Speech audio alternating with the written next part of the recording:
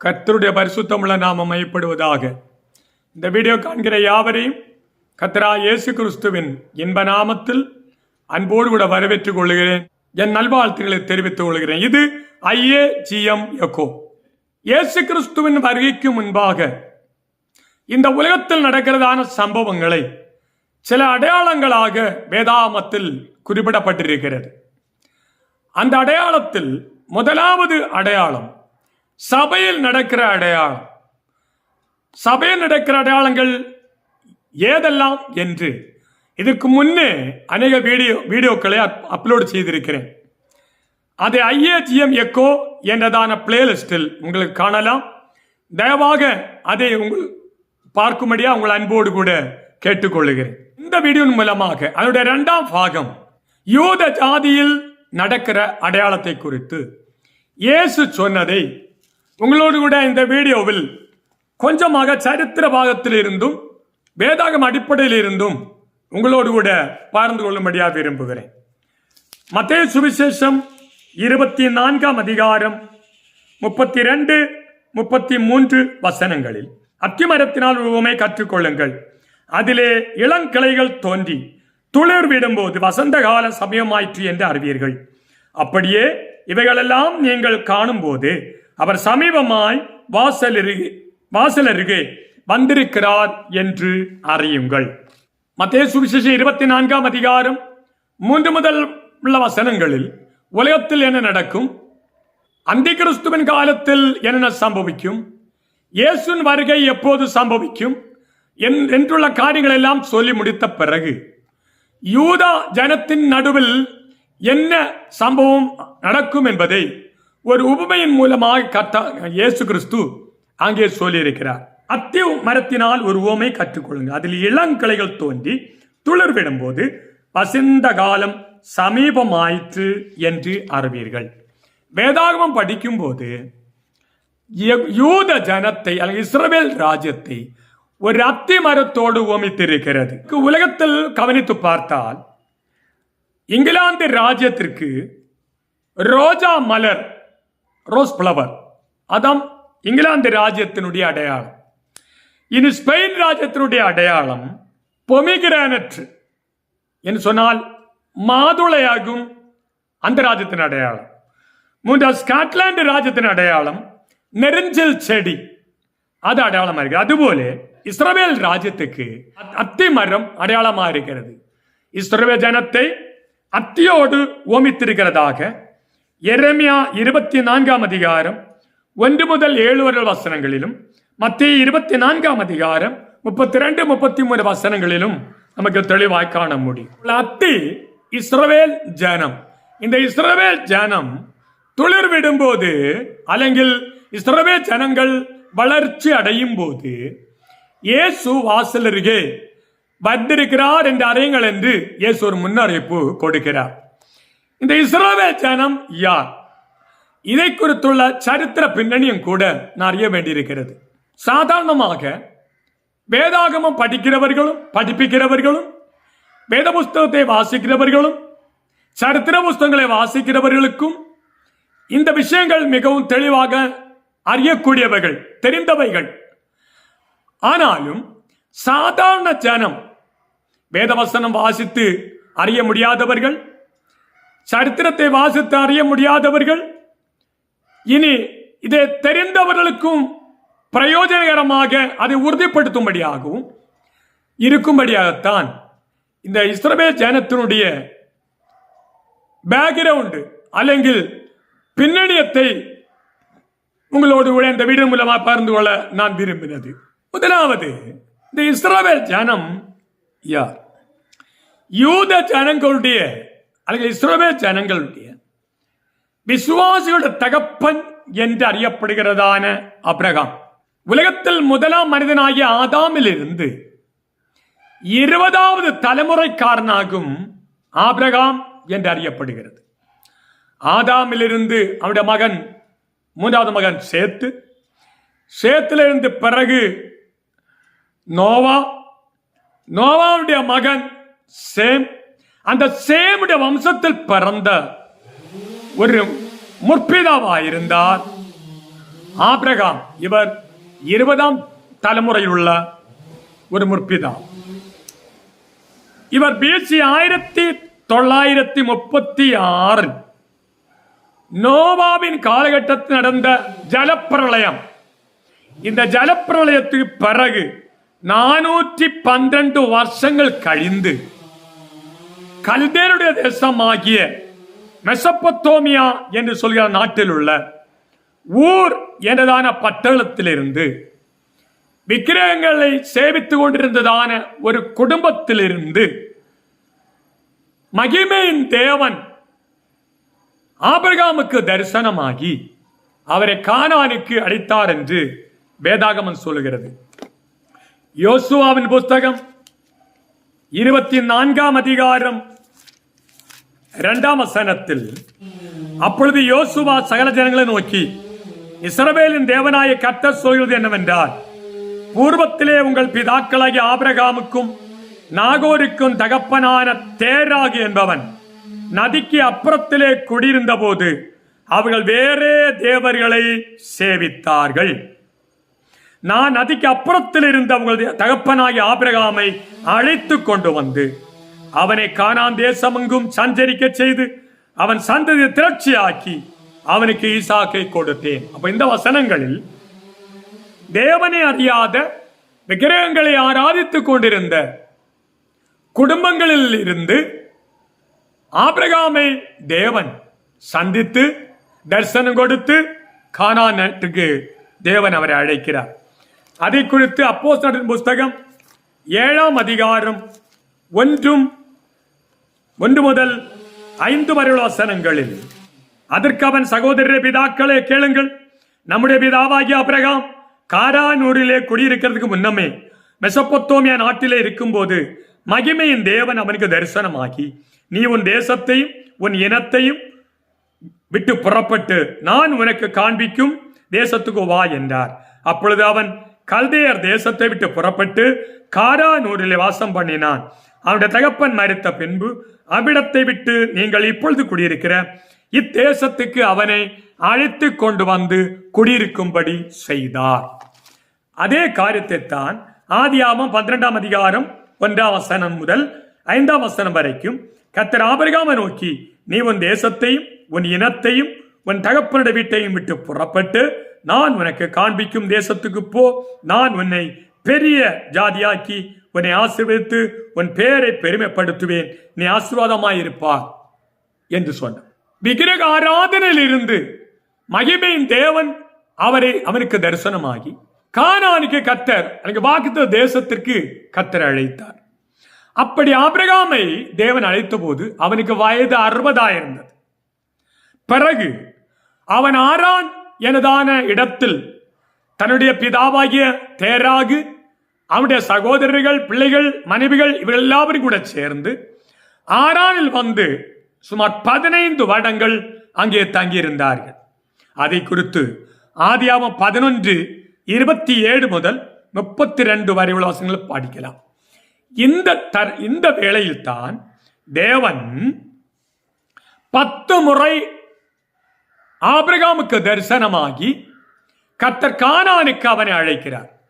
அப்படி அவன் கானானுக்கு வந்தபோது ஆபிரகாமுக்கு 75 வயதென்று ஆதியாகமம் 12:1 முதல் 5 வரை வசனங்களை படிக்கும் போது நமக்கு காண முடியும். ஆபிரகாமுக்கு 100 வயதா இருக்கும் போது ஈசாக்கு பிறகுறான்.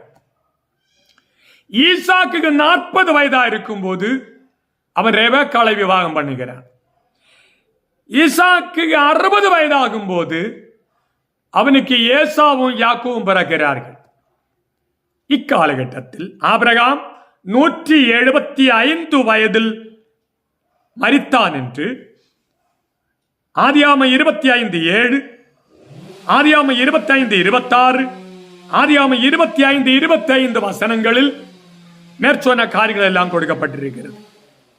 பிறகு யாக்கோபு தன் தாயின் சகோதரனாகிய லாபானுடைய வீட்டில் பதனராமில் சென்று 20 வருடம் அங்கே காணுகிறார். அங்கே இருந்து அவன் லேயாளையும் ராகேலையும் விவாகம் பண்ணி பிள்ளைகளை பெற்று அவன் அங்கே இருக்கும்போது தேவன் பதனராமிலிருந்து கானானுக்கு வரும்படியா தேவன் யாக்கோபு தரிசனமாகி மறுபடியும் அழைக்கிறார். 31ஆம் அதிகாரம் 3-13 வசனங்களை படிக்கும் போது யாக்கோவும் குடும்பமும் பதனராமிலிருந்து கானானு கடந்து வருகிறார்.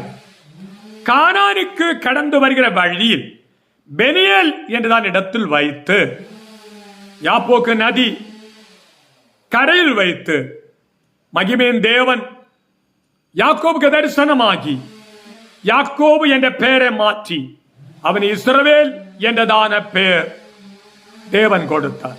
இஸ்ரவேல் என்ற வார்த்தையின் பொருள் தேவனுடைய பிரபு என்று சொல்லப்படுகிறது. இந்த சம்பவம் ஆதியாகமம் 32ஆம் அதிகாரம் 24 முதல் 30 வரை உள்ள வசனங்களை காண முடியும்.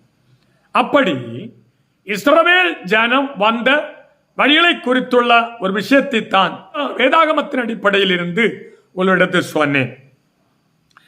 தேவன் ஆபிரகாமை அழைக்கும் போது தேவன் ஆபிரகாமுக்கு சில உடன்படிக்கைகள் கொடுத்திருந்தார். அந்த உடன்படிக்கையில் மிக முக்கியமான 2 காரியங்கள் உண்டு. ஒன்று, ஆபிரகாமுக்கு தேவன் சந்ததியை கொடுப்பார் என்று வாக்குத்தத்தம் பண்ணினார். அந்த காலம் வரைக்கும் ஆபிரகாமுக்கு சந்ததிகள் இல்லை. ஆதியாகம புஸ்தகம் 13ஆம் அதிகாரம் 16ஆம் வசனத்தில் உன் சந்ததியை பூமியின் தூளை போல பெருக பண்ணுவேன், ஒருவன் பூமியின் தூளை எண்ணக்கூடுமானால் உன் சந்ததியும் எண்ணப்படும் என்று வாக்குத்தத்தம் சொன்னார். இதே காரியத்தை ஆதியாகமம் 15:5, 22:17 என்ற வசனங்களிலும் காண முடியும். இரண்டாவது, ஆபிரகாமு கொடுத்த வாக்குத்தத்த உடன்படிக்கை என்று சொல்வது வாக்குத்தத்த தேசம், நிலம். அது ஆதியாகமம் 13ஆம் அதிகாரம் 14-15 வசனங்களில் லோத்து ஆபிரகாமை விட்டு பிரிந்த பின்பு கர்த்தர் ஆபிரகாமை நோக்கி உன் கண்களை ஏறெடுத்து நீ இருக்கிற இடத்தில் இருந்த வடக்கையும் தெற்கையும் கிழக்கையும் மேற்கையும் நோக்கிப்பார். நீ பார்க்கிற இந்த பூமி முழுவதையும் நான் உனக்கும் உன் சந்ததிக்கும் என்றைக்கும் இருக்கும்படி கொடுத்து. இதே காரியத்தை 15ஆம் அதிகாரம் ஆதியாகமம் 15:18 முதல் 21 வசனங்களிலும், உபாகமம் 1ஆம் அதிகாரம் 7-8 வசனங்கள், உபாகமம் 11ஆம் அதிகாரம் 7-9 உள்ள வசனங்கள். இந்த வசனங்கள் எல்லாம் தேவன் வாக்குத்தத்த தேசத்தை வாக்குத்தத்தம் பண்ணினார். அப்போது ஆபிரகாமோடு கூட தேவன் உடன்படிக்கை பண்ணின 2 காரியங்கள். ஒன்று சந்ததி, 2 வாக்குத்தத்த தேசம். இவ்வாக்குத்தத்த தேசம் எவ்வளவு விஸ்தீர்ணமானது என்பதை குறித்து ஆதியாகமம் 15ஆம் அதிகாரம் 18 முதல் 21 வரையுள்ள வசனங்களில், அந்நாளிலே கர்த்தர் ஆபிரகாம் உடன்படிக்கை பண்ணினி எகிப்தின் நதி துவங்கி ஐபிராத்து நதி எனும் பெரிய நதி மட்டும் உள்ளதும் கேனியரும் கெரிசியரும் கத்மோனியரும் ஏத்தியரும் பெருசியரும் ரெபாய்மியரும் எமோரியரும் கானானியரும் கிர்காசியரும் எபூசியரும் என்பவர்கள் இருக்கிறதுமான இந்த தேசத்தை உன் சந்ததிக்கு கொடுத்தேன் என்றார். அப்போது இவ்வளவு தேசம், இந்த வாக்குத்தத்த தேசம் கிழக்கு ஐபிராத்து நதி முதல் ஆரம்பித்து, கிழக்கு எல்லை ஐபிராத்து நதி, இனி மேற்கு எல்லை பெரிய சமுத்திரம் என்று சொல்லப்படுகிற மெடிட்டரேனியன் சமுத்திரம், தெற்கு எல்லை சீனாய் பென்சுலா, சீனாய் மருபூமி முழுவன், வடக்கு எல்லை லெபனோன் நாடு. இவ்வளவு வேதாந்த குறிப்பிடப்பட்டிருக்கிற இவ்வளவு தேசமும் இன்றைக்குள்ள எகிப்து, சிரியா, அரேபியா, ஈராக், இந்த 4 ராஜ்யங்களும் உள்பட்ட இத்தேசம் முழுவனும் லெபானோன் வரைக்கும் தேவன் ஆபிரகாமுக்கும் அவன் சந்ததிக்கும் தேவன் வாக்குத்தத்தம் செய்திருக்கிறார். இந்த வாக்குத்தத்தம் கொடுத்தவுடன் உடன்படிக்கை செய்தது ஆபிரகாமுக்கும் அவன் சந்ததிகளுக்கும் என்றல்ல வாக்குத்தத்தம் கொடுத்திருக்கிறது. ஆபிரகாமுக்கும் அவன் சந்ததிக்கும். ஆபிரகாமின் சந்ததிகளை குறித்து 2 காரியங்களை சொல்லுகிறேன். ஆபிரகாமின் முதல் மனைவியாகிய சாராயிடத்திலிருந்து ஈசாக்கு பிறகுறான். ஒன்று, அது ஆதியாகமம் 17:20 காணும். இரண்டாவது, ஆகாரிலிருந்து இஸ்மவேலிடத்திலிருந்து 12 பிரபுக்கள். அப்ப மொத்தம் ஆகாரிலிருந்து 13 பேர். அந்த காரியம் ஆதியாகமம் 25:12 காண முடியும். மூன்றாவது, கேத்துராளிடத்திலிருந்து 6 பிள்ளைகள். ஆதியாகமம் 25:1 முதல் 3 வரைக்கும் உள்ள வாங்களை காண முடியும். யாக்கோபின் மூத்த மகனாய் ஏசா, அவன் இஸ்மவேலுடைய மகளை விவாகம் பண்ணினான். அவர்களாக அரபிகள் என்று சொல்லப்பட்டிருக்கிறது. அது ஆதியாகம புஸ்தகம் 28ஆம் அதிகாரம் 7 முதல் 9 வரை உள்ள வசனங்களை காண முடியும். மேலே குறிப்பிடப்பட்ட தேசம் ஆபிரகாமின் சந்ததிகளுக்கு என்று வாக்குத்தத்தம் சொல்லப்படாமல் சந்ததிக்கு என்று சொல்லப்பட்டிருக்கிறது. இந்த சந்ததி என்று சொல்லும் போது, ஒன்று, ஆபிரகாமும் அவன் சந்ததி. ஆதியாகமம் 17:7-8, உனக்கும் உன் பின் வரும் உன் சந்ததிக்கும் நான் தேவனாயிருக்கும்படி எனக்கும் உனக்கும் உனக்கு பின் தலைமுறை தலைமுறையாக வரும் உன் சந்ததிக்கு நடுவே என் உடன்படிக்கையை நித்திய உடன்படிக்கையாக ஸ்தாபித்தேன். நீ பரதேசியா தங்கி வருகிற கானான் தேசம் முழுவதையும் உனக்கும் உனக்கு பின் வரும் உன் சந்ததிக்கும் நித்திய சுதந்திரமாக கொடுத்து நான் அவர்களுக்கு தேவனாய் இருப்பேன் என்றார். அப்போது ஆபிரகாமுக்கும் அவன் சந்ததிக்கும். 2, ஈசாக்குக்கும் அவன் சந்ததிக்கும். ஆதியாகமம் 26:1 முதல் 5 வரை உள்ள வசனங்களில், இந்த தேசத்திலே வாசம் பண்ணு, நான் உன்னுடனே கூட இருந்து உன்னை ஆசீர்வதித்து நான் உனக்கும் உன் சந்ததிக்கும் இந்த தேசங்கள் யாவையும் தந்து உன் தகப்பனாகிய ஆபிரகாமுக்கு நான் இட்ட ஆணையை நிறைவேற்றுவேன் என்றார். அப்போது 2, ஈசாக்கும் அவன் சந்ததிக்கும். 3வது, யாக்கோவுக்கும் அவன் சந்ததிக்கும். ஆதியாகமம் 35 9 முதல் 15 வரை உள்ள வசனங்களில், முக்கியமாக 11-12 வசனங்களில், பின்பு தேவன் அவனை நோக்கி, நான் சர்வ வல்லமுள்ள தேவன், நீ பலுகி பெருகுவாயாக, ஒரு ஜாதியும் பற்பல ஜாதிகள் கூட்டங்களும் உன்னிலிருந்து உண்டாகும், ராஜாக்களும் உன் சந்ததியில் பிறப்பார்கள். நான் ஆபிரகாமுக்கும் ஈசாக்குக்கும் கொடுத்த தேசத்தை உனக்கு கொடுப்பேன், உனக்கு பின் உன் சந்ததிக்கும் இந்த தேசத்தை கொடுப்பேன் என்று சொல்லி, மேற்குறிப்பிடப்பட்ட இந்த தேசம் முழுவதும் ஆபிரகாமுக்கு அவன் சந்ததிக்கும், 2 ஈசாக்கு அவன் சந்ததிக்கும், 3 யாக்கோவுக்கு அவன் சந்ததிக்கும் தேவன் கொடுத்து, அதை தேவன் மாற்ற முடியாத நித்திய உடன்படிக்கையாக தேவன் கொடுத்திருக்கிறார். அதை ஆதியாகமம் 17ஆம் அதிகாரம் 6-7 வசனத்தில், உனக்கும் உனக்கு பின்வரும் உன் சந்ததிக்கும் நான் தேவனாயிருக்கும்படி எனக்கும் உனக்கும் உனக்கு பின் தலைமுறை தலைமுறையாக வரும் உன் சந்ததிக்கு நடுவே என் உடன்படிக்கையை நித்திய உடன்படிக்கையாக ஸ்தாபிப்பேன். 8ஆம் வசனத்தில், நீ பரதேச தங்கிவிக்கிற கானான் தேசம் முழுவதையும் உனக்கும் உன் பின்வரும் சந்ததிக்கும் நித்திய சுதந்திரமாய் கொடுத்து நான் அவளுக்கு தேவனாயிருப்பேன். அப்பொழுது இது மாற்ற முடியாத நித்திய உடன்படிக்கையாய் இஸ்ரவேல் ஜனத்திற்கு இந்த தேசம் முழுவதையும் கர்த்தர் வாக்குத்தத்தம் பண்ணியிருக்கிறார். அது இரத்த உடன்படிக்கை என்றும் எரேமியாவின் புத்தகத்தில் படிக்கும் போது காண முடியும். இந்த உடன்படிக்கையை சங்கீத புஸ்தகங்களில் சங்கீதக்காரனை கொண்டு கர்த்தர் உறுதிப்படுத்தியும் இருக்கிறார்.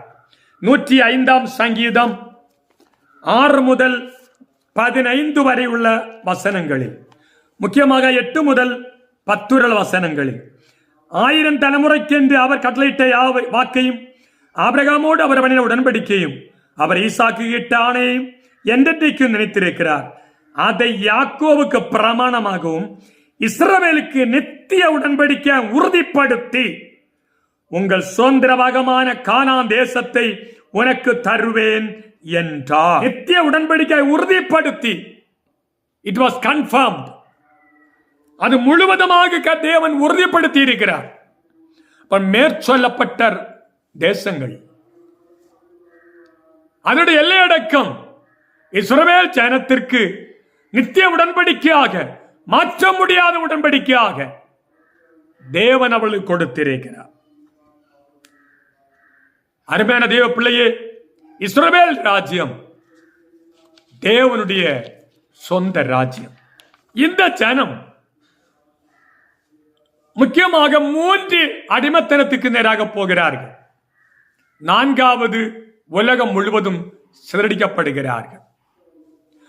முதலாவது அடிமைத்தனம் எகிப்தின் அடிமைத்தனம்.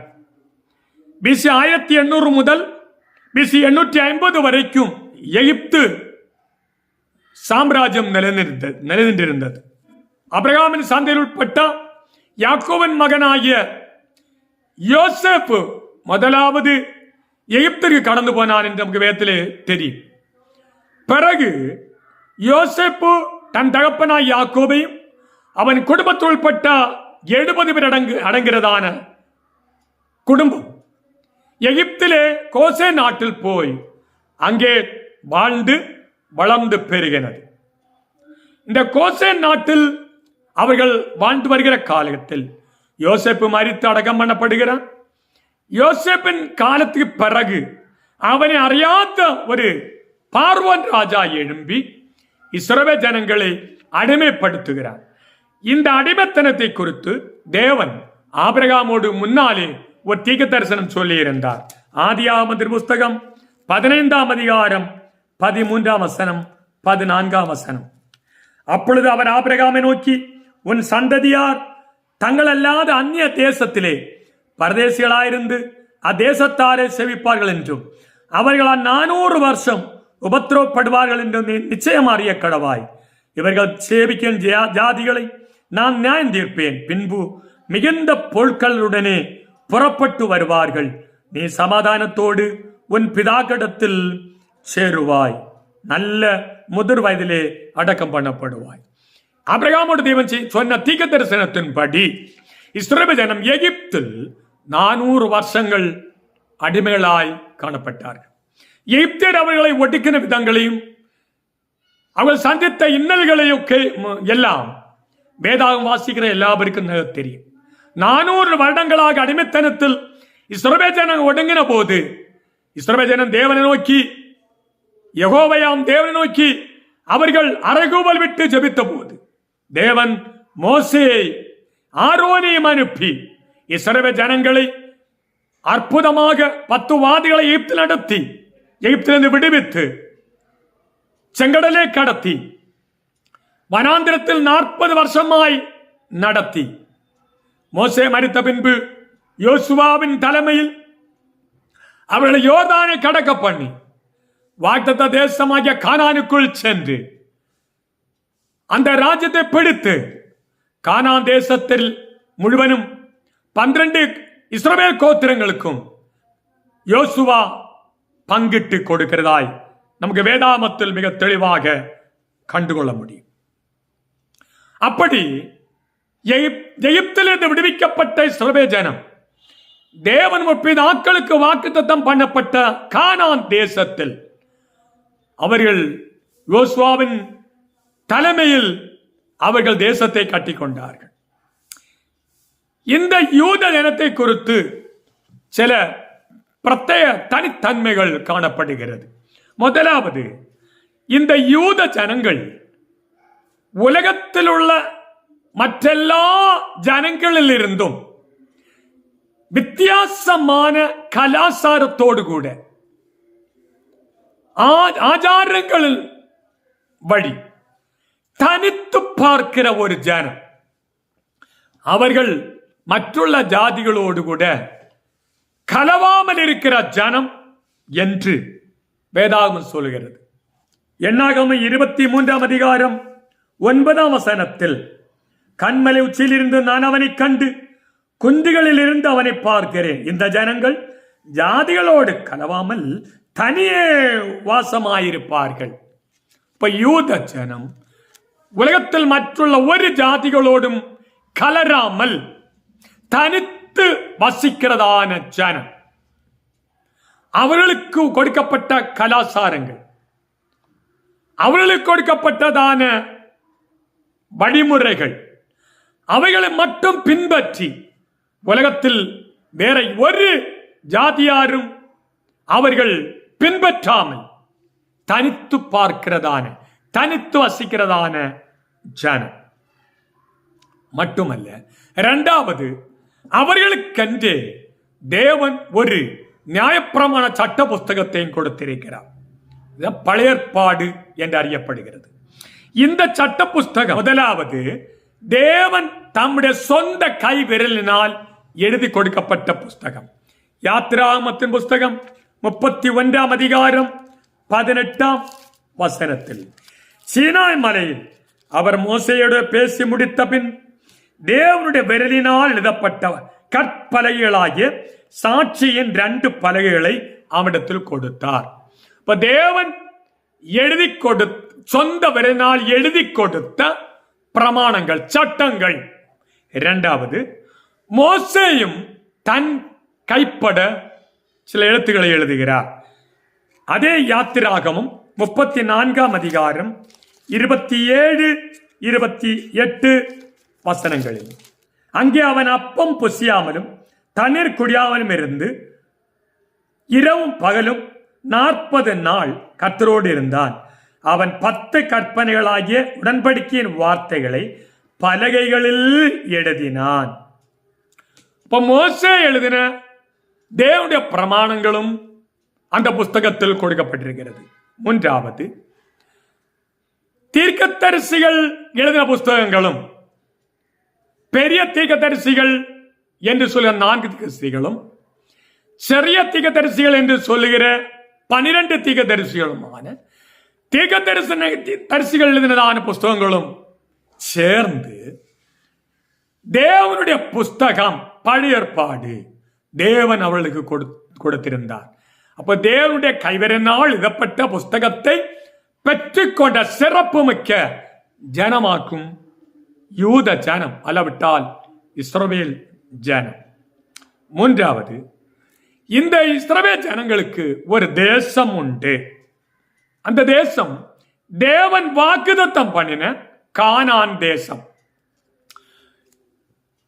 இந்த பூகோள உருண்டையை நான் கவனித்து பார்த்தால், இஸ்ரவேல் ராஜ்யத்தை மையப்படுத்தி கொண்டு ஒரு பக்கம் மறுபக்கம் 2 பக்கம் பார்க்கும்போது, ஒரு பக்கம் 7 மடங்கும் மறுபக்கம் 8 மடங்கு ஜனமுமாய் வசித்துக் கொண்டிருக்கிறது.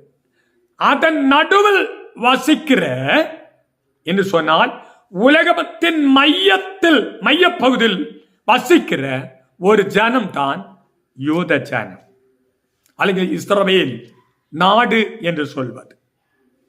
மட்டுமல்ல, இந்த கானான் தேசம், இஸ்ரவேல் ஜனம் வசிக்கிறதான் இந்த தேசம் தேவனுக்கு சொந்தமான தேசம். தேவன் அதை என் தேசம் என்று சொல்லுகிறார்.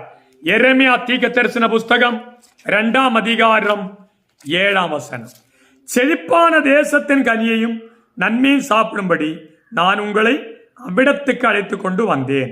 ஆனாலும் நீங்கள் அதற்குள் பிரவேசித்த போது என் தேசத்தை தீட்டுப்படுத்தி, தேவன் உரிமையோடு சொல்கிறார், வாக்குத்தத்த கானான் தேசம் பிதாக்களுக்கு கொடுக்கப்பட்ட தேசம், இஸ்ரவேல் ஜனம் வசிக்கிற தேசம், என் தேசம். அந்த தேசம் தேவனுடைய தேசம். எசேக்கியேல் 38:16, யோசுவா 3:2, யோவேல் 2:18, சங்கீதம் 10:16, சங்கீதம் 35:1. இந்த வசனங்கள் எல்லாம் இஸ்ரவேல் தேசம் தேவனுடைய சொந்த தேசம் என்று கர்த்தர் சொல்லுகிறார். இந்த தேசம் பாலும் தேனும் ஓடும் தேசம் என்று யாத்திராகமும் 3 அதிகாரம் 8 வசனத்தில் காணலாம். அவர்கள் எகிப்தியரின் கைக்கு விடுதலையாக்கவும் அவர்களை அந்த தேசத்திலிருந்து நீங்கி கானானியரும் ஏத்தியரும் எமோரியரும் பரிசியரும் ஏவியரும் எபியூசியரும் இருக்கிற இடமாகிய பாலும் தேனும் ஓடுகிற நலவும் விசாலமான தேசத்தில் கொண்டு போய் சேர்க்கவும் இறங்கினேன். அந்த தேசம் பாலும் தேனும் ஓடுகிற தேசம். அதை குறித்து என்னாகமம் 13:27, உபாகமம் 1:9, 8ஆம் வசனம். இந்த வசனங்களில் எல்லாம் இஸ்ரவேல் தேசம் பாலும் தேனும் ஓடுகிற தேசம் என்று வேதம் சொல்கிறது. அடுத்ததாக இந்த தேசம் வெள்ளியும் பொன்னும் நிறைந்த தேசம். ஏசாயா தீர்க்கதரிசி புஸ்தகம் 2ஆம் அதிகாரம் 7ஆம் வசனத்தில் அவர்கள் தேசம் வெள்ளியினாலும் பொன்னினாலும் நிறைந்திருக்கிறது, அவர்கள் பொக்கிஷங்களுக்கு முடிவில்லை, அவர்கள் தேசம் குதிரைகளாலும் நிறைந்திருக்கிறது, அவர்கள் ரதங்களுக்கு முடிவில்லை.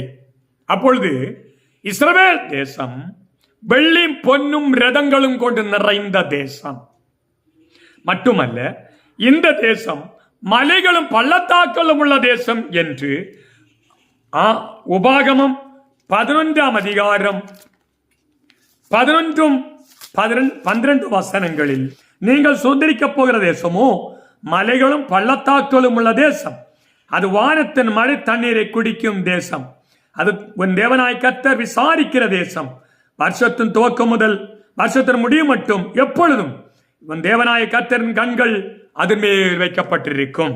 அப்படியானால் இஸ்ரவேல் தேசம் மலைகளும் பள்ளத்தாக்கள் நிறைந்த தேசம் மட்டுமல்ல, ஆண்டின் ஆரம்பம் முதல் முடிவு வரைக்கும் தேவனுடைய கண்கள் அதன் மேல் வைக்கப்பட்டிருக்கும் என்று அந்த தேசத்தை குறித்து குறிப்பிடப்பட்டிருக்கிறது. மட்டுமல்ல, அந்த தேசம் கடற்கரையின் சம்பத்து கொண்டு நிறைந்த தேசம். ஏசாயா தீர்க்கதரிசன புஸ்தகம் 60ஆம் அதிகாரம் 5ஆம் வசனம். அப்பொழுது நீ அதை கண்டு ஓடி வருவாய், உன் இருதயம் அதிசயப்பட்டு பூரிக்கும், கடற்கரையின் திரளான கூட்டம் உன் வசமாக திரும்பும், ஜாதிகளின் பலத்த சேனை உன்னிடத்தில் வரும், ஒட்டகங்கள் ஏராளமும் மீதியான் ஏப்பாத்து தேசங்களின் வேகமான ஒட்டகங்களும் உன்னை மூடும், சேபா உள்ளவர்கள் யாவரும் பொன்னையும் தூபவர்க்கத்தையும் கொண்டு வந்து கர்த்தரின் துதிகளை பிரசித்தப்படுத்துவார்கள். இந்த வசனங்கள் எல்லாம் கடற்கரையின் சம்பத்துகள் மற்றுள்ள சம்பத்துகள் இஸ்ரவேல் ஜனங்களுக்கு தேவன் கொடுப்பார் என்று எழுதப்பட்டிருக்கிறது. மட்டுமல்ல, இஸ்ரவேல் ராஜ்யம் தேவனுடைய பரிசுத்த பூமி என்று பெயர் சொல்லப்படும். இஸ்ரவேல் ஜனத்துக்கு ஒரு தேசம் உண்டு, ஒரு ராஜ்யம் உண்டு. மட்டுமல்ல, 4வது யூதர்களுடைய தனித்தன்மைகள். 1, யூதர்கள் அழகில் சிறந்தவர்கள். வேதாகமத்திலும் சரித்திரத்திலும் படித்து பார்க்கும் போது இஸ்ரவேல் ஜனம் உலகத்தில் வைத்து மிகவும் அளவுள்ளவர்கள் என்று எல்லாருக்குமே தெரியும். வேதாகமத்தில் ஆபிரகாமின் மனைவி சாராய், யோபின் பிள்ளைகள், எஸ்தர் ராணி, இதுபோல இஸ்ரவேல் ஜனங்கள் எல்லாருமே மிகவும் அழகுள்ளவர்கள் என்று வேதாகமம் தெளிவாக சொல்லுகிறது. அது மட்டுமல்ல, யூதர்கள் ஐஸ்வர்யத்தில் மிகுந்தவர்கள். காரணம், வெள்ளி பொன்னு விலையேறிய வஸ்துக்கள் முழுவதும் இஸ்ரவேல் ராஜ்யத்தில் தேவன் கொடுத்திருந்தார். ஒரு ஐஸ்வர்யத்தில் மிகுந்தவர்களாயிருந்தார்கள். அந்த காலகட்டத்தில் ராக்பல்லர் என்றதான ஒரு யூதன் மிகுந்த கோடீஸ்வரனாக எண்ணப்பட்டார் என்று சரித்திரம் சொல்லுகிறது. மட்டுமல்ல, யூத ஜனம் ஞானத்தில் பெயர் பெற்றவர்கள். வேதாகமத்தில் முதலாவது ஞானிகளின் ஞானி என்று அறியப்படுகிறது சாலமோன் ஞானி, யோசேப்பு, தானியேல். இதுபோல வேதாகமத்தில் அநேக தேவனுடைய பிள்ளைகள் ஞானத்தில் மிகுந்தவர்களாயிருந்தார்கள். சரித்திரத்தில் சோக்ரட்டிஸ், பிளேட்டோ, ஹெரோடோட்டஸ் எனதான சரித்திர தத்துவ சிந்தகர் மாறும் அவர்களும் யூதர்களாயிருந்தார்கள். ஞானத்தில் அவர்கள் பெயர் பெற்றவர்கள். உலகத்துள்ள எல்லாருக்குமே தெரியும், இந்திய உலகில் மிகப்பெரிய கண்டுபிடிப்புகளின் பின்னால் செயல்பட்டது யூதர்களின் ஞானமாயிருந்தது. 1, லிசி மிட்னர் எனதான ஒரு யூத பெண்ணாக்கும் முதலாவது வெடிக்குண்டை கண்டுபிடித்தவர்கள். 2, டாக்டர் ஆல்பன் ஐன்ஸ்டீன் என்றதான தத்துவ ஞானி இவர்தான் முதல் அணுக்குண்டை கண்டுபிடித்தவர். 3 டெல்லர் என்றதான ஒரு விஞ்ஞானி ஹைட்ரஜன் அணுக்குண்டை கண்டுபிடித்தவர். 3 கோகன் என்பவர் நியூட்ரான் அணுக்குண்டுகளை கண்டுபிடித்தவர். 5 போரிச் ஸ்பினோசா என்பவர் பிலோசபி தத்துவ இயலில் அடித்தளம் இட்டவர். 6 ஃபேலிக்ஸ் மெண்டல்சன் என்பவர் மியூசிக்கில் இசை உலகில் அடிப்படை தத்துவங்களை கண்டுபிடித்தவர். 7 கார்ல் மார்க்ஸ் எல்லாருக்கும் தெரியும். இவர் அரசியல் பொருளாதாரத்தில் அடித்தளமிட்ட யூத மனுஷன். 8 ரோத் சைல்டு, இவர் வணிக உலகில் அடித்தளமிட்டவர். 9 லாசரஸ் லுட்விக் லாமன்கூப், இவர் மொழி ஆராய்ச்சியில் அடிப்படையிட்டவர். 10 கேம் வைஸ்மேன் என்பவர் வேதியியல் கெமிஸ்ட்ரி வேதியியலில் அவர் பட்டம் பெற்றவர், அதற்கு அடிப்படையிட்டவர். 11 டாக்டர் ஆல்பர்ட் ஐன்ஸ்டீன், இவர் கணித இயலில் மிகவும் அடிப்படையிட்டவர். இப்படி பார்க்கும்போது சரித்திரத்தில் இந்த உலகில் உள்ள அநேக கண்டுபிடிப்புகளின் பின்னால் செயல்பட்டது எல்லாம் தேவனுடைய சொந்த ஜனமாகிய இஸ்ரவேல் ஜனத்தினுடைய யூதர்களுடைய ஞானத்தின் மூலமாக என்று சரித்திரத்தில் மறக்க முடியாத உண்மையாக இருக்கிறது. ஆகிய யூதர்கள் ஞானத்தில் பெயர் பெற்றவர்கள். இவ்வளவு சிறப்பு மிக்க யூதர்களை குறித்து வேதம் என்ன சொல்கிறது என்று சொன்னால், இந்த இஸ்ரவேல் ஜனம் தேவனுடைய முதற் பிறந்தவன் என்று வேதம் சொல்கிறது. யாத்திராகமத்தின் புஸ்தகம் 4ஆம் அதிகாரம் 22ஆம் வசனத்தில், அப்பொழுது நீ பார்வோனோட சொல்ல வேண்டியது என்னவென்றால், இஸ்ரவேல் என்னுடைய குமாரன், என் ஜேஷ்டபுத்திரன். இஸ்ரவேல் ஜனங்கள் தேவனுடைய சேஷ்டபுத்திரன், முதற் புத்திரன். ஆபிரகாமின் விக்கிரக ஆராதனையில் இருந்து உண்மையான யெகோவாயாம் தேவனை சேவிக்கும்படி ஆபிரகாமை தெரிந்தெடுத்த போது அவனையும் அவனை பின்வரும் சந்ததிகளுக்கு தேவன் உரிமையோடு கொடுத்த பெயர் இஸ்ரவேல் ஜனம் என்னுடைய ஜேஷ்ட புத்திரன், முதற் பிறந்தவன். 2வது கொடுக்கப்பட்ட பெயர் முதற் பலன். எரேமியா தீர்க்கதரிசன புஸ்தகம் 2ஆம் அதிகாரம் 3ஆம் வசனம், இஸ்ரவேல் கர்த்தருக்கு பரிசுத்தமும் அவருடைய விளைவின் முதற் பலனுமாய் இருந்தது. அதை பட்சித்த யாவரும் குற்றவாளிகளானார்கள். பொல்லாப்பு அவர்கள் மேல் வந்ததென்று கர்த்தர் சொல்லுகிறார். இஸ்ரவேல் ஜனம் தேவனுடைய முதற் பலன். அவர்களை பகைக்கிறவர்கள், அவர்களை அழிக்க பார்க்கிறவர்கள் குற்றவாளிகளாய் மாறுவார்கள் என்றும் தேவன் மற்றவர்களை பட்சத்து போடுவார் என்றும் வேதம் சொல்லுகிறது. இவ்வளவு சிறப்பு பெற்ற இஸ்ரவேல் ஜனங்களுக்கு தேவன் சில பிரமாணங்களை கொடுத்திருந்தார். என்ன இல்லாமல் உனக்கு வேற தேவர்கள் உண்டாக்க கூடாது என்று கட்டளை கொடுத்து, அப்படி தேவனை விட்டு, தேவனுடைய பிரமாணத்தை விட்டு, தேவன் கொடுத்த கட்டளை விட்டு பின்மாறி போனால் என்ன சம்பவிக்கும் என்பதை குறித்து தேவன் இஸ்ரவேல் ஜனங்களுக்கு 2 எச்சரிப்பை கொடுக்கிறார். முதலாவது எச்சரிப்பு இஸ்ரவேல் ஜனங்களோடு கொடுக்கிறார். அது உபாகமத்தின் புஸ்தகம் 28ஆம் அதிகாரம் 15 முதல் 25 வரை உள்ள வசனங்களை படித்து பார்க்கும்போது, இஸ்ரவேல் ஜனங்கள் தேவனுடைய கட்டளைகளையும் பிரமாணங்களையும் விட்டு பின்மாறி அந்நிய தேவர்களை சேவித்தால், தேவனை விட்டுவிட்டால் 18 விதமான சாபங்கள் அவர்களுக்கு வரும் என்று அந்த வசனங்கள் சொல்லப்பட்டிருக்கிறது.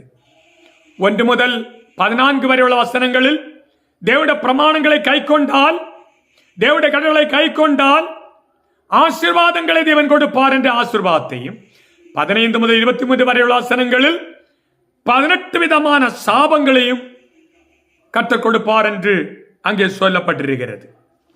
அந்த சாபங்களை குறித்து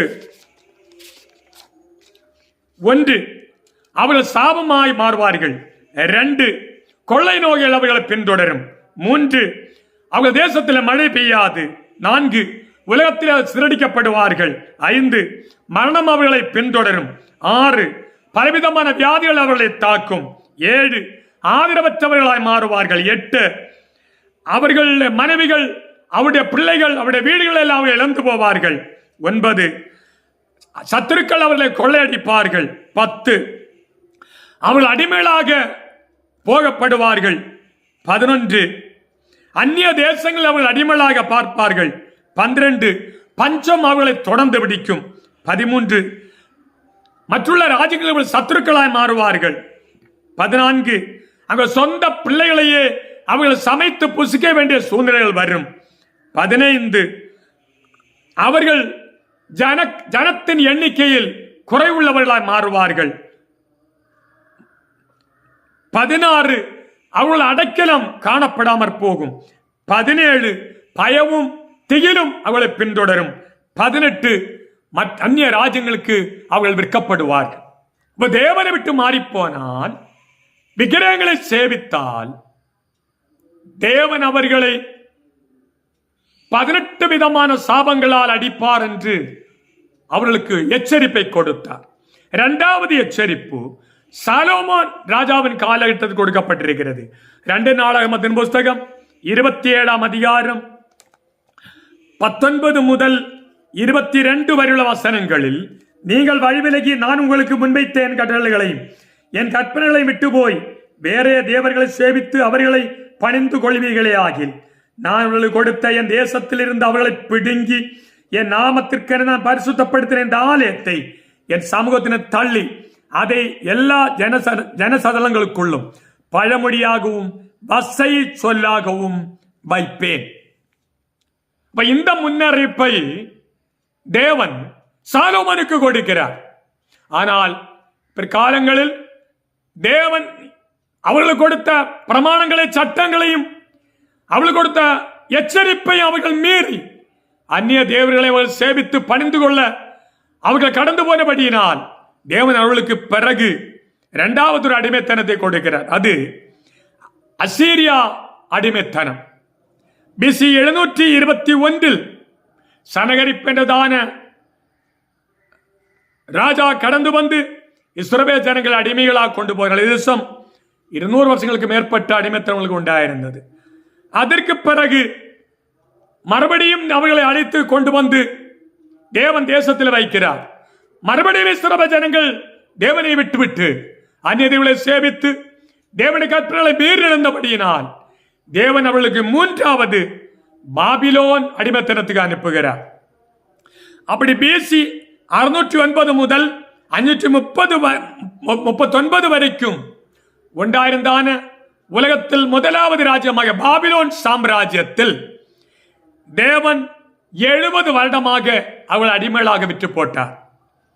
அப்படி 1வது பிசி 606 நேபுகாத்நேச்சார் ராஜா கடந்து வந்து இஸ்ரவேல் தேசத்தை பிடித்து தானியேல் மற்றும் சத்ரக் மேஷாக் ஆபேத்நேகோ என்றுள்ள ராஜ பிரபுக்கன்மார் குலத்தில் உள்ளவர்களும் மற்றவர்களை சேர்த்து அடிமலா பிடித்துக் கொண்டு போனான். அது 2 நாளாகமம் 36:6-7, தானியத்திய புஸ்தகம் 1ஆம் அதிகாரம் 1 முதல் 3 வசனங்கள் சொல்லப்பட்டிருக்கிறது. 2வது பிசி 596 10,000 பேரை நேபுகாத்நேச்சார் அடிமலா கொண்டு போனார். அது 2 ராஜாக்கள் 24:14 முதல் 16 வசனங்கள் காண முடியும். 3வது பிசி 586 832 பேர் அடிமைகளாக கொண்டு போகப்பட்டார்கள். அது எரேமியா 52:28 முதல் 30 வரையும், 2 ராஜாக்கள் 25:8 முதல் 12 வரையும் சொல்லப்பட்டிருக்கிறது. 4வது பிசி 581 745 பேர் பாபிலோனுக்கு அடிமைகளாக கொண்டு போகப்படுகிறார்கள். அது 2 ராஜாக்கள் 2 நாளாகமத்தின் புஸ்தகம் 36:21 சொல்லப்படுகிறது. அப்படி 4 தடவைகளாக இஸ்ரவேல் ஜனம் பாபிலோன் அடிமைகளாக கொண்டு போகப்படுகிறார்கள். அவர்கள் 70 வருடம் அவர்கள் பாபிலோன் அடிமைகளாக இருக்கிறார்கள். இந்த 70 வருடமும் இஸ்ரவேல் ஜனம் தங்களுடைய ஓய்வு வருடங்களை ரம்யமாய் அனுபவித்து ஓய்ந்தது என்று வேதம் சொல்லுகிறது. 70 வருட அடிமைத்தனத்துக்கு பிறகு BC 536 இஸ்ரவேல் ஜனங்கள் தங்களுடைய சொந்த தேசமாகிய யூதா தேசத்துக்கு எருசலேமில் கடந்து போகலாம் என்று ராஜாவினால் கட்டளை புறப்பட்டது. அப்படி செருபாபேல், எஸ்ரா, நெகேமியா என்பவர்களின் தலைமையில் BC 539 49,897 பேர் பாபிலோனில் இருந்து எருசலேமுக்கு முதல் முறையாக கடந்து போனார்கள். 2வது BC 536 7ஆம் மாதம் ஆனபோது யூதர்கள் எருசலேமில் கடந்து வந்து தேவனுக்கென்று பலிபீடம் கட்டு அவர்கள் தேவனுக்கென்று பலி செலுத்தினார்கள். BC 539-35 ஆனபோது எருசலேம் தேவாலயம் கட்டப்பட ஆரம்பித்தது. சில தடைகளினால் அந்த கட்டிட வேலை நிறுத்தப்பட்டு விட்டது. BC 520 மறுபடியும் ஆகாய், சகரியா தீர்க்கதரிசிகளின் கொண்டு தேவன் சொன்ன தீர்க்கதரிசனின்படி தேவாலய வேலை மறுபடியும் கட்ட ஆரம்பிக்கப்பட்டு BC 516 தேவாலயம் எருசலேம் தேவாலயம் கட்டி முடிக்கப்பட்டது. இந்த காலகட்டத்தில் BC 478 எஸ்தர் அகாஸ்வேர் ராஜாவுக்கு பெர்சியா ராஜ்யத்தில் ராஜாத்தியாக மாற்றப்பட்டு இஸ்ரவேல் ஜனங்களுக்கு அவள் மூலமாக விடுகாலம் வருகிறது. BC 457 எஸ்ரா பிரமாணின் மூலமாக இஸ்ரவேல் ஜனங்கள் பாபிலோனில் இருந்து எருசலேமுக்கு போகிறார்கள். BC 444 நெகேமியாவின் தலைமையில் மறுபடியும் சிலர் எருசலேமில் சென்று எருசலேமின் மதில்கள் முழுவதுமாக நெகேமியாவால் கட்டி முடிக்கப்படுகிறது. BC 432 நெகேமியா எருசலேம் மதில் கட்டி முடித்து மறுபடியும் பாபிலோனுக்கு திரும்பி வருகிறார். இப்படி 4 கட்டங்களாக இஸ்ரவேல் ஜனங்கள் பாபிலோன் அடிமைகளாக போனவர்கள் மறுபடியும் 4 தடவைகளாக இஸ்ரவேல் ஜனங்கள் எருசலேமில் கடந்து வந்தார்கள். அப்படி இஸ்ரவேல் தேசம் யூத ஜனத்திற்கு சொந்த தேசமாக காணப்பட்டார்கள். இந்த தேசத்தை குறித்து வேதாகமம் சொல்கிறது, இஸ்ரவேல் ஜனம் என்னுடைய முதல் குமாரன், அவன் ஜேஷ்ட புத்திரன் என்று யாத்ராமம் 4:22 இஸ்ரவேல் ஜனம் தேவனுடைய முதற்பலன் என்று எரேமியா 2:3 சொல்லப்படுகிறது. இஸ்ரவேல் ராஜ்யம், இஸ்ரவேல் தேசம் தேவனுடைய சொந்த தேசம் என்று, என் தேசம் என்று கர்த்தர் உரிமையோடு சொல்லுகிறார்.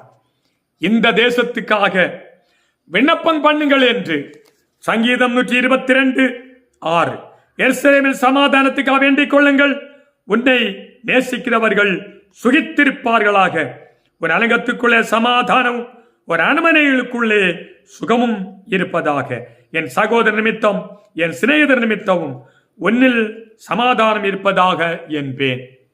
அப்படி எனக்கு தேவ பிள்ளைகளே, இஸ்ரவேல் ராஜ்யம், இஸ்ரவேல் ஜனம் தேவனுடைய சொந்த ஜனம், தேவனுடைய சொந்த தேசம். அந்த தேசத்தை பகைக்கிறவர்கள் குற்றவாளிகள் ஆவார்கள் என்று வேதம் சொல்லுகிறது. அந்த தேசத்திற்காக வேண்டிக் கொள்ளுங்கள் என்று வேதவசனம் சொல்லுகிறது. அவளை நேசிக்கிறவர்கள் சுகித்திருப்பார்களாக என்று வேதம் சொல்லுகிறது. அப்படின்னு சொன்ன இஸ்ரவேல் ராஜ்யத்தோடு ஐக்கப்பட்டு இருக்கிற உதவி செய்கிற ராஜ்யங்கள் சுகித்திருக்கிறது என்று உலக சரித்திரத்தில் இன்றும் நாம் கண்கூடாக பார்த்து கொண்டே இருக்கிறோம்.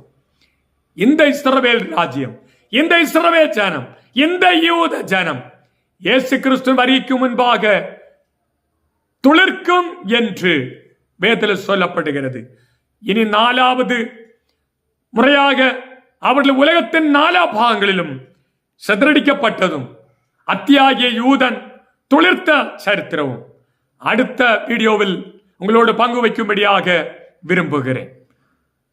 அருமையான தேவ பிள்ளைகளே, இந்த வசனங்களை எல்லாம் சரித்திரத்தில் இருந்தும் வேதத்தில் இருந்த ஆதாரத்தோடு ஏன் சொல்கிறேன் என்று சொன்னால், வேதாகமம் சத்தியம். வேதாகமத்தில் சொல்லப்பட்டவைகள் எல்லாம் நிறைவேறிக்கொண்டே இருக்கிறது. வேத புஸ்தகம் சத்தியம் என்பதற்கு ஆதாரம் யூத ஜனம். அந்த யூத ஜனம் அவர்கள் திளிர்த்து இன்றைக்கு ஆசீர்வதிக்கப்பட்டவளாய் இஸ்ரவேல் ஜாதியாய் ராஜமாய் இருக்கிறார்கள். இவர்களுடைய துளிர்ப்பு, இந்த அத்தியின் துளிர்ப்பு இயேசுவின் வருகை சமயமாய் இருக்கிறது என்று அறைகூவல் விட்டுக் கொண்டிருக்கிறது. ஆகையால் என்னை கேட்கிற அருமையான தேவ பிள்ளையே, இதுவரைக்கும் சத்தியத்தை அறியாதவர்கள், சத்திற்குள் படியாதவர்கள், வேதம் சத்தியம் என்று அறிந்து கொண்டு இயேசுவின் கற்பனைகளை கை கொண்டு கர்த்தருக்கென்று வாழ்ந்து கர்த்தருடைய வருகைக்கென்று ஆயத்தப்பட நீங்களும் ஆயத்தமாகுங்கள். அருமையான தேவ ஊழியர்களே, அன்பு விசுவாசிகளே, நமக்கு சத்தியத்தை உறுதிப்படுத்திக் கொண்டு கர்த்தருடைய வருகைக்கென்று ஆயத்தப்பட தேவன் நமக்கு கிருபை செய்வாராக. அத்தியாகிய யூதன் துளிர்த்து பலன் காய்த்து கொண்டிருக்கிறது. இயேசுவின் வரப்போகிறார். அவருக்கு வருகைக்கென்று நாம் எல்லாரும் ஆயத்தமாவோம். அடுத்த இதன் தொடர்ச்சியை அடுத்த வீடியோவில் பகிர்ந்து கொள்ள விரும்புகிறேன். அது வரைக்கும் கர்த்தர் தாமே நம் எல்லாவரையும் பாதுகாத்து வழிநடத்துவாராக. மாரநாதா.